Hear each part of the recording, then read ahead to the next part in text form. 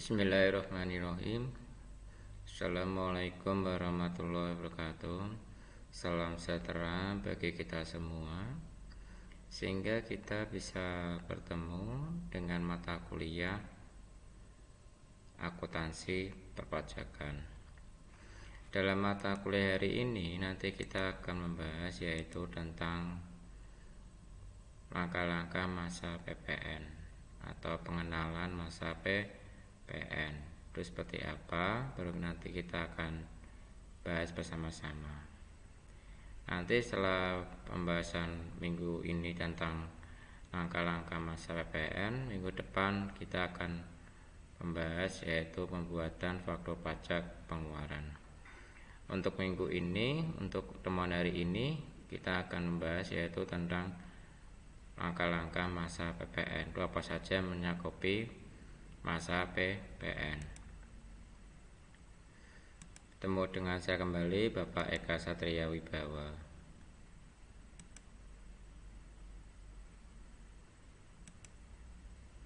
Bismillahirrahmanirrahim. Segala puji syukur kita panjatkan kepada Gusti Allah SWT, sehingga kita bisa bertemu dalam mata kuliah akuntansi perpajakan. Semoga rahmat dan sejahtera untuk kita semua. Amin ya rabbal alamin.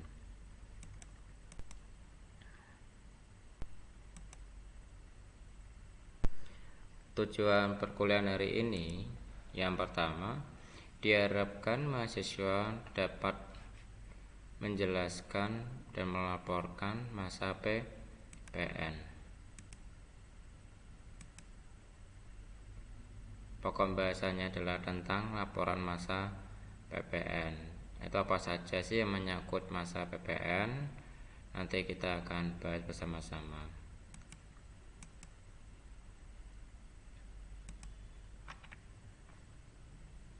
SPT masa pajak pertambahan nilai atau wajib pajak disampaikan bagi wajib pajak yang telah dikukuhkan sebagai PKP atau istilahnya pengusaha kena pajak. Jadi penyampaian SPT masa pajak pertambahan nilai atau paling lama adalah pada akhir bulan berikutnya setelah berakhirnya masa pajak ya, dan wajib dilaporkan walaupun pengusaha kena pajak tidak melakukan transaksi. Jadi beda sekali, jadi wajib sekali diperhatikan ya. Nah, bagi wajib pajak yang sudah sebagai pengusaha kena pajak atau sudah sebagai PKP, wajib pajak wajib melaporkan lapor masa bulanan. Lapor masa bulanan itu dilaporkan setiap akhir bulan atau dilaporkan setelah awal bulan. Contoh, wajib pajak pengusaha badan ataupun pribadi yang melakukan usaha, contoh ya, jika ada wajib pajak pribadi yang melakukan usaha bebas ya atau bidang jasa, itu wajib melaporkan laporan masa bulanan atau istilahnya laporan masa PPN atau istilahnya laporan masa pajak pertambahan nilai. Itu dikhususkan, dikukuhkan sebagai pengusaha kena pajak. Bagi wajib pajak yang tidak melaporkan laporan masa PPN-nya setiap bulannya, maka dia akan terkena sanksi dari kantor pajak berupa denda. Dendanya berapa, Pak? Dendanya sekitar sampai 500.000 ya, sangat perlu diperhatikan. Dan sama untuk wajib pajak badan, sama wajib melaporkan laporan masa bulanannya, atau istilahnya laporan masa PPN-nya. Itu wajib dilaporkan setiap 1 bulan sekali. Nanti kalau sudah dibuatkan perincian dari bulan awal Januari hingga Desember, baru nanti totalnya berapa akan disampaikan dalam pelaporan masa SPT tahunan badan. Ya, maka untuk laporan masa PPN ini perlu sangat-sangat diperhatikan. Baik dia nihil ataupun ada pekerjaan, wajib dilaporkan ya sebagai pengusaha kena pajak, baik itu pribadi maupun badan. Ya, dimohon diperhatikan mahasiswa dan mahasiswi yang bekerja dan sebagai pelaporan pajaknya perlu diperhatikan dalam laporan masa pajak PPN-nya.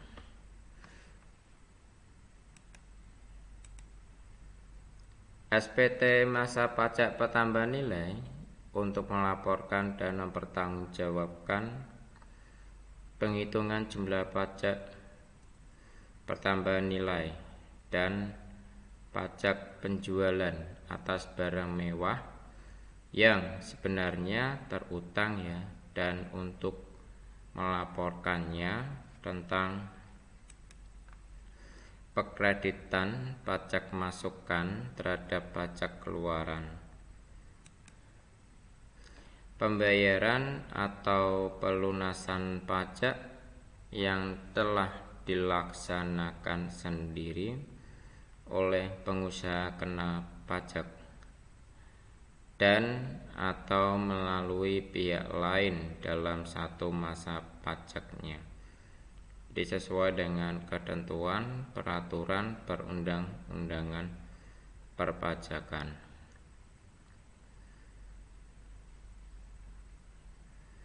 Jadi perlu diperhatikan ya dalam pekreditan pemasukan, baik PPN masukan maupun PPN pengeluarannya, perlu sekali diperhatikan dalam pembayaran dan pelunasan pajak yang telah dilaksanakan sendiri oleh pengusaha kena pajak atau melalui pihak lain ya dalam satu masa pajak sesuai dengan ketentuan peraturan perundang-undangan perpajakan saat ini.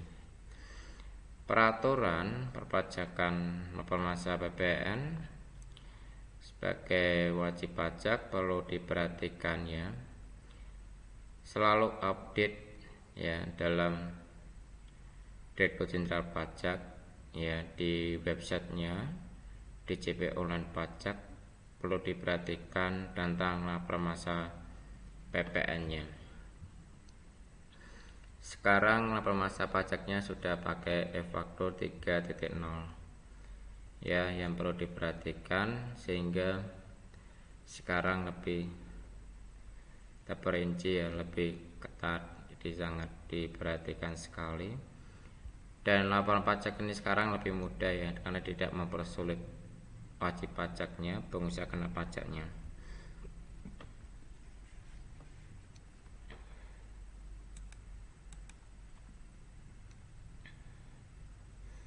Cara laporan masa bulanan bisa menggunakan jasa konsultan pajak ya, pajaknesia.id, bisa menggunakan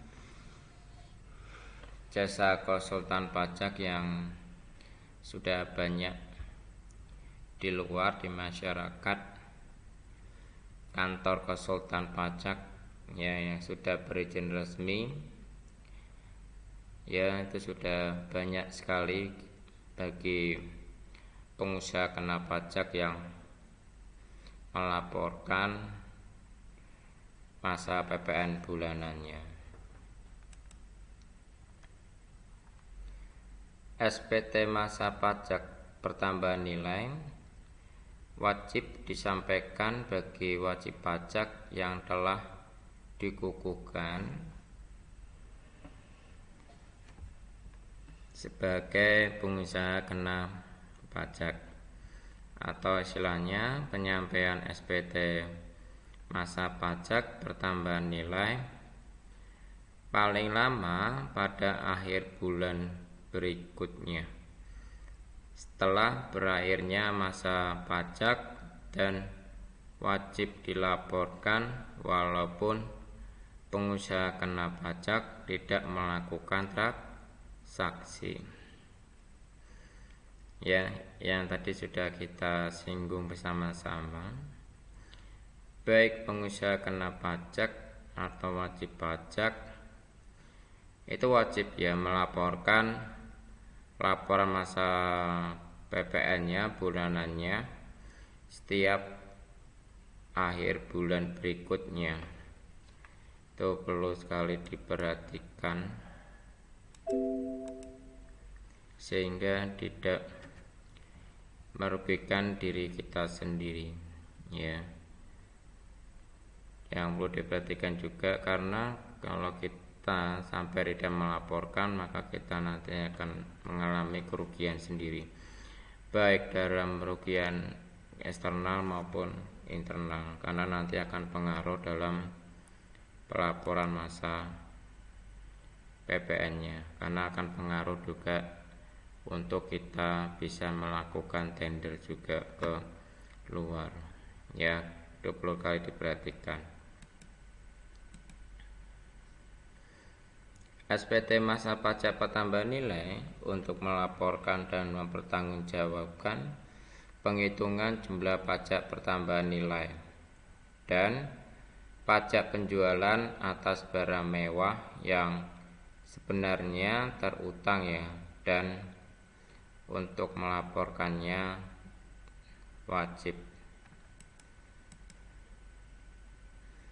Nah, sekarang ada tentang pekreditan pajak masukan terhadap pajak keluarannya. Ada pembayaran atau pelunasan pajak yang telah dilaksanakan sendiri oleh pengusaha kena pajak dan atau melalui pihak lain ya, dalam satu masa pajak sesuai dengan ketentuan peraturan perundang-undangan perpajakan.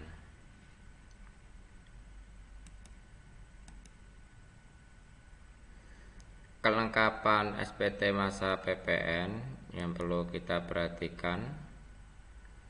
SPT masa PPN 111 yang disampaikan dalam bentuk dokumen elektronik wajib dilampiri dengan seluruh lampiran SPT dalam bentuk dokumen elektronik yang dibuat dengan tata cara yang telah diatur Direktur Jenderal Pajak.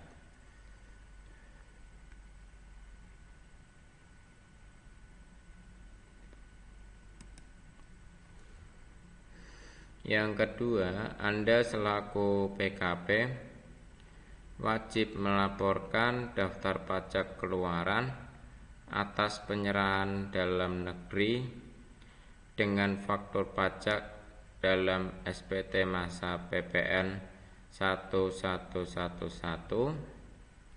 pada formulir 111A2 untuk masa pajak yang sama dengan tanggal faktur pajak yang dibuat. Sedangkan atas pajak masukan yang menurut ketentuan peraturan perundang-undangan di bidang perpajakan dapat dikreditkan ya, namun tidak dilakukan pekreditan. Wajib pajak melaporkan dalam formulir 11B3. Itu yang wajib lo sekali perhatikan.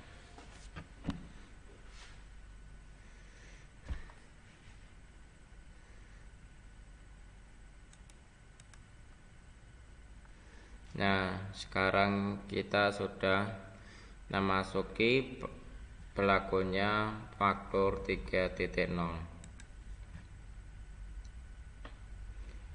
Cara lapor SPT masa PPN secara online kini sedikit mengalami perubahan.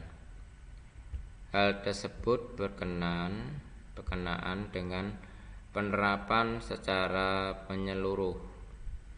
Ya, jadi e-faktur 3.0 yang berlaku per 1 Oktober 2020 yang lalu artinya tidak hanya pembuatan faktur pajaknya saja, namun Anda juga bisa melaporkan SPT masa PPN di e-faktur 3.0. Karena sudah dilengkapi dengan pre-populated atau pengisian otomatis. Ya, perlu diperhatikan juga pengusaha kena pajak wajib menyampaikan SPT masa PPN dalam bentuk dokumen secara elektronik.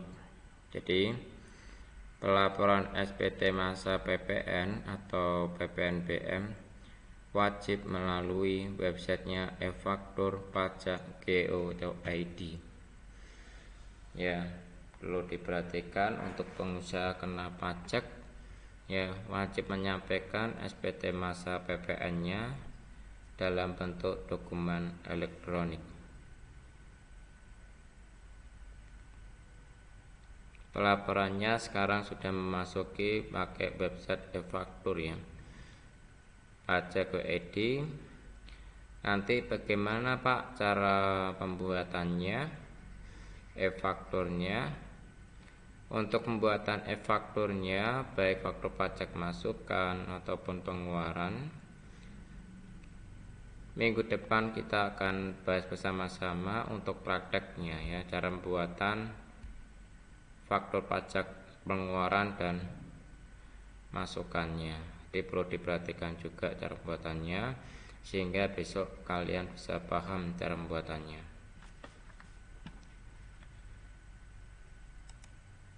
Nah, ini adalah skema untuk orang pribadi dan badan. Sama-sama dia melakukan usaha atau sama-sama dia melakukan pekerjaan, kegiatan usaha atau pekerjaannya, baik orang pribadi maupun badan.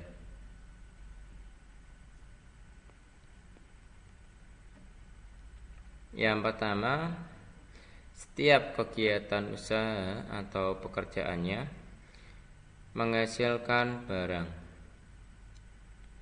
Yang kedua, mengimpor barang. Yang ketiga, mengekspor barang. Yang keempat, melakukan usaha perdagangan. Yang kelima, melakukan usaha jasa. Yang keenam, memanfaatkan barang tidak berwujud atau jasa dari luar daerah. Itu yang perlu diperhatikan.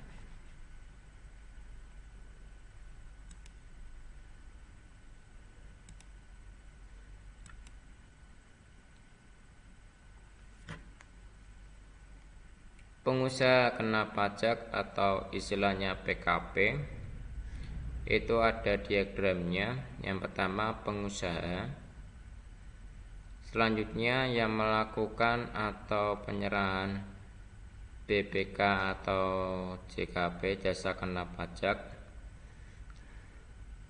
Selanjutnya yang dikenakan pajak berdasarkan Undang-Undang Pajak Pertambahan Nilai atau istilahnya dengan nama PPN.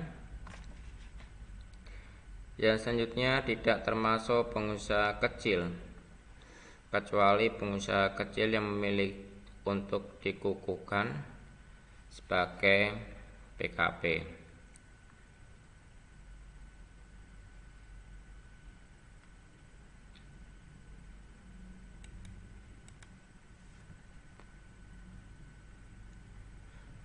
Pengusaha kena pajak.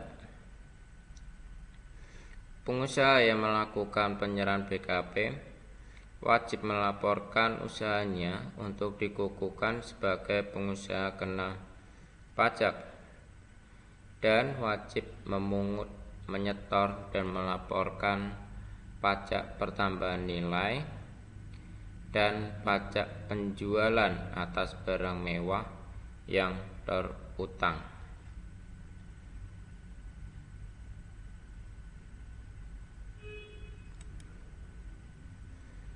Pengusaha kecil yang memilih untuk dikukuhkan sebagai pengusaha kena pajak.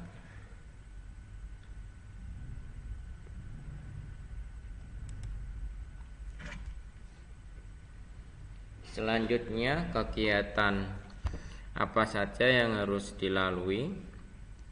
Yang pertama, untuk menghasilkan kegiatan mengolah melalui proses mengubah bentuk atau sifat suatu barang dari bentuk aslinya, jadi menjadi barang baru, menjadi daya guna baru. Yang kedua, kegiatan mengolah sumber daya alam.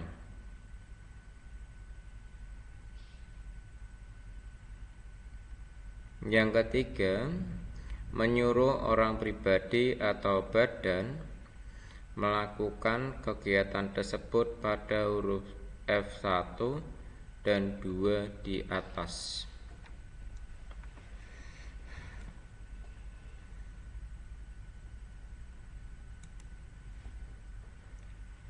Dasar pengenaan pajak DPP. Yang pertama ada harga jual, penggantian, nilai impor, nilai ekspor, nilai lain yang ditetapkan Menteri Keuangan yang dipakai sebagai dasar untuk menghitung pajak yang terutang. Jadi perlu diperhatikan saja dasar pengenaan pajaknya atau DPP-nya itu ada harga jual, penggantian, nilai impor, nilai ekspor, dan nilai lain yang ditetapkan oleh Menteri Keuangannya. Itu adalah tentang dasar pengenaan pajaknya. Perlu diperhatikan juga sebagai dasar untuk menghitung pajak yang terutang.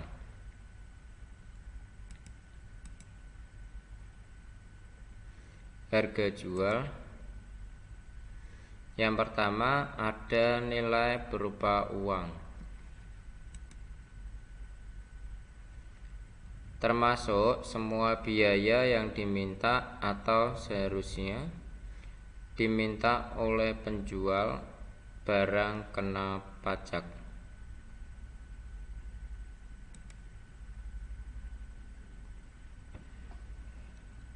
Tidak termasuk PPN dan potongan harga yang tercantum dalam e-faktur pajaknya. Dalam faktur pajaknya tidak termasuk PPN-nya. Yang termasuk dalam pengertian biaya merupakan unsur harga jual, antara lain pengangkutan, ada asuransi, ada bantuan teknik, pemeliharaan, dan garansi.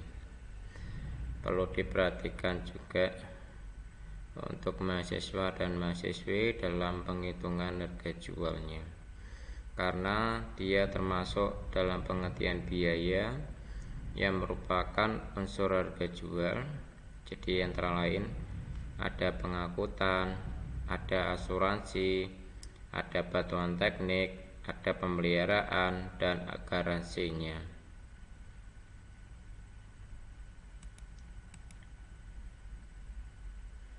Penggantian yang meliputi apa saja sih penggantian? Yang pertama, nilai berupa uang, termasuk semua biaya yang diminta untuk seharusnya diminta oleh pengusaha kena pajak karena penyerahan jasa kena pajak, ekspor jasa kena pajak, atau ekspor barang kena pajak tidak berwujud.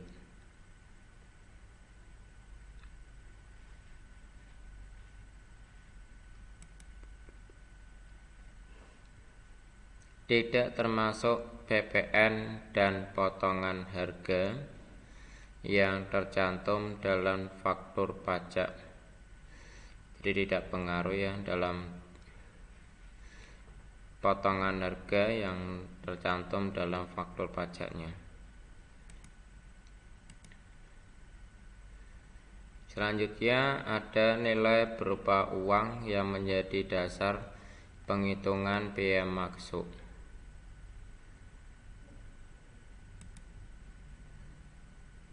Yang selanjutnya ditambah pungutan yang dikenakan sesuai undang-undang perpajakannya.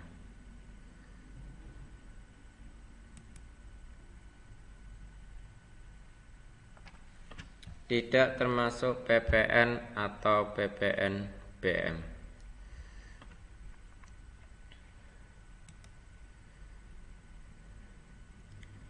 Nilai impor itu harga impor atau CIV ditambah biaya masuk. Jadi PPN-nya 10% dikalikan nilai impor. Dan perlu diperhatikan untuk mahasiswa dan mahasiswi, sekarang peraturan perpajakan yang baru berdasarkan Direktur Jenderal Pajak yang baru telah dikeluarkan itu bulan Maret atau Februari kemarin. Sekarang PPN sudah menjadi 11% ya. Jadi sudah tidak 10% lagi. Jadi sekarang tarif PPN adalah 10% dari nilai impornya. Maaf, nilainya PPN sekarang adalah 11% dari nilai impornya. Karena sekarang peraturan Direktur Jenderal Pajak yang baru, sekarang untuk tarif lapor masa PPN adalah 11% ya. Jadi sudah tidak yang 10% lagi, sekarang sudah pakai 11%. Jadi untuk menghitung nilai impornya, harga impornya atau CIV-nya plus biaya masuknya. Jadi PPN sama dengan 11% dikalikan nilai impor, karena sekarang 10% sudah tidak berlaku, sekarang berlakunya adalah 11%.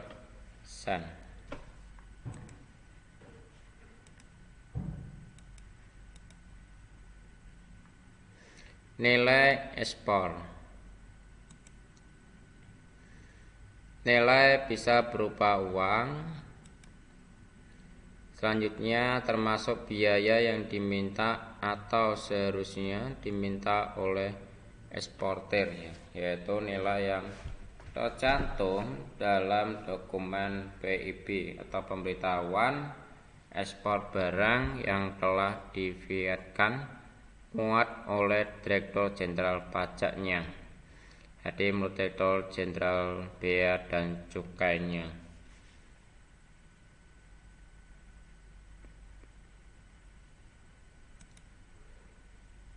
Selanjutnya PPN ekspornya 0% dikalikan nilai ekspornya. Itu adalah untuk mencari nilai ekspornya ya.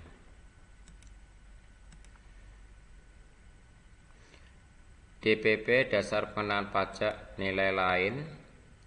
Jadi jenis-jenis nilai lain yaitu harga jual atau penggantian setelah dikurangi laba kotor, perkiraan harga jual rata-rata, harga pasar wajar, persentase tertentu dari harga jual, tagihan atau imbalan harga faktual yang dianggap wajar. Yang perlu diperhatikan dalam jenis-jenis nilai lainnya, jadi harga jual atau penggantian setelah dikurangi laba kotornya, perkiraan harga jual rata-rata, harga pasar wajar, persentase tertentu dari harga jual, tagihan atau imbalan harga faktual yang dianggap wajar.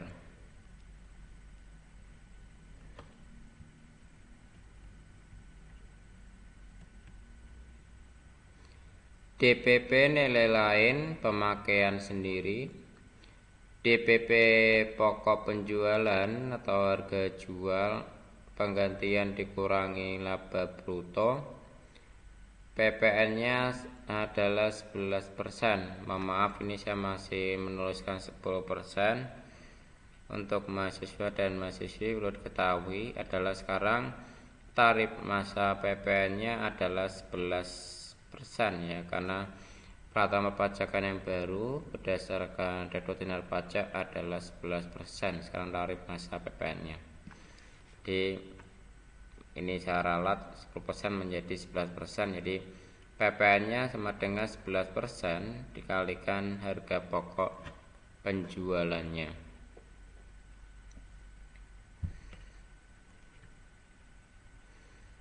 Pemberian cuma-cuma DPP atau harga pokok penjualan, harga jual atau penggantian dikurangi laba bruto. Di PPN 10% dikalikan harga pokok penjualan. Maaf, 11% dikalikan harga pokok penjualan.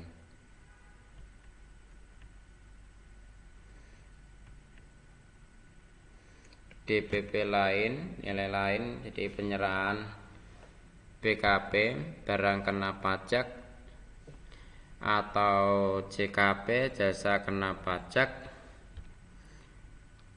dari pusat ke cabang atau sebaliknya, dan penyerahan BKP atau JKP antar cabang dasar kena pajaknya. Jadi harga jual atau penggantian dikurangi laba kotornya.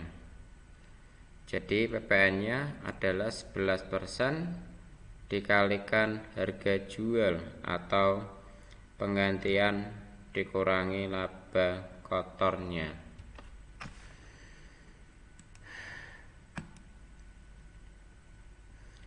DPP dasar pengenaan pajak atas transaksi dengan valuta asing. Apabila harga jual atau penggantian menggunakan valuta asing, dasar pengenaan pajaknya dihitung dengan yang pertama nilai konversinya menurut keputusan Menteri Keuangan KMK yang berlaku pada saat pembuatan faktur pajak per tanggal faktur pajak dalam hal penyerahan kepada pemungut PPN sebagai wajib pajak. Usahanya menggunakan nilai konversi menurut KMK yang berlaku pada saat pembayaran harga jual. Jadi BKP atau JKP yang bersangkutan melihat pemungutan PPN yang baru. Jadi kurs menurut KMK tersebut keputusannya diumumkan secara periodik ya, di setiap pekan sekali, yang berlaku untuk masa 1 pekan ya. Perlu diperhatikan juga untuk DPP atas transaksi dengan valuta asing.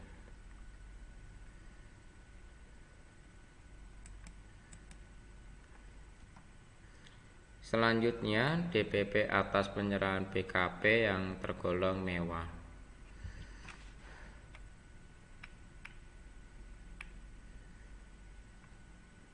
Penyerahan BKP yang tergolong mewah yang dilakukan oleh BKP yang menghasilkan BKP yang tergolong mewah atau nilai ekspornya barang kena pajak yang tergolong mewah.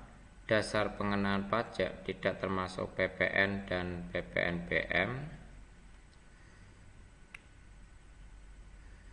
Ada penyerahan BKP yang tergolong mewah yang dilakukan oleh BKP selain pengusaha yang menghasilkan barang kena pajak yang tergolong mewah atau impor, dasar pengenaan pajaknya termasuk pajak penjualan atas barang mewah yang dikenakan atas perolehan atau impor barang, kena pajak yang tergolong mewah tersebut.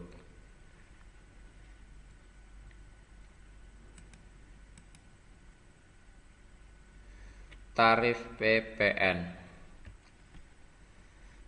Tarif PPN sebesar 11% ya, yang baru berdasarkan keputusan Direktorat Jenderal Pajak, yaitu tarif PPN pajak penambahan nilai yang baru adalah 11%.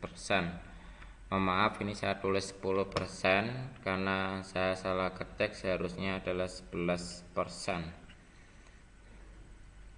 Kecuali untuk ekspor ya, yang dikenakan tarif 0%. Selanjutnya, ekspor barang kena pajak yang berwujud.